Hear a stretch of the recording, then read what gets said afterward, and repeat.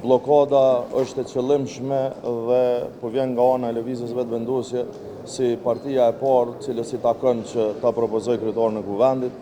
Kjo vërtet është tashmë komplet e pa kuptim, është e turpshme që për teke të një personi, të një kandidati, të një deputeteje me mbet peng shtetit.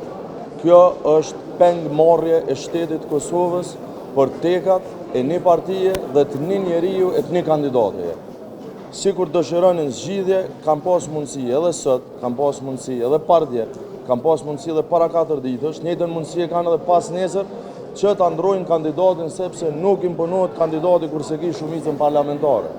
Problemi themelor është që këta s'kan shumicë parlamentare, nuk kanë numra, si thuhet, për ta bërë qeverin dhe fakti që Albin Kurti s'mundet me qenë kryeminist i ardhshëm i Kosovës, është duke mbajt peng edhe kuvendin, edhe institucionet, edhe shtetin tu. Ose duhet me konstituu kuvendin, ose duhet me shku drejt një marrëveshje politike, me shku në zgjedhje të jashtëzakonshme. Nuk ka mundësi tjetër. Jo me nëse s'dolëm për kësaj situatë, na zgjedhje duhet me majt në maja në qershor.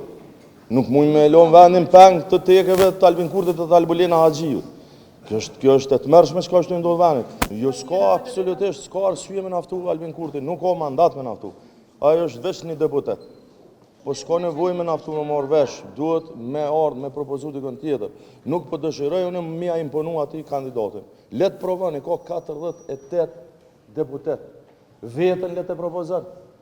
Ka drejt, ajo është kryetari, është deputet ai, s'është kryeminist më. Ajo deputet. Le të provon, na shta votojmë. Nuk besoj që voton se ka merituar me votu.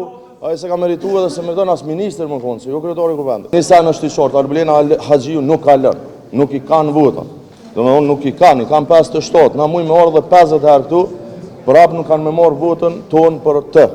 Andaj unë i ftoj edhe një herë, ndroni kandidatën, nxjerrni dikon që i merr votat e dalim nga kjo situatë.